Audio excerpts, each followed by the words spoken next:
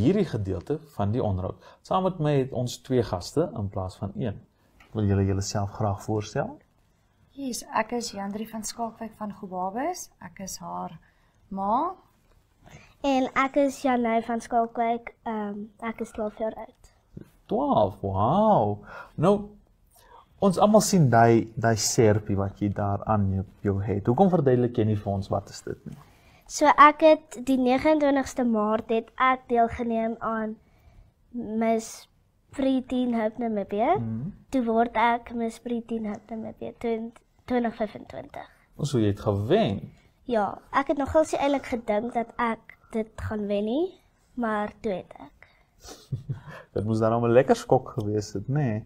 Nou, hoekom vertel nie vir ons 'n bietjie nie, hoe was die kompetisie? Dit was baie goed. Ek is nogals bly ek het deelgeneem en dit was bietjie stresvol, maar ek glo dat mens kan met se vrese oorkom. So 'n jonk en weet klaar van wat stresvol is.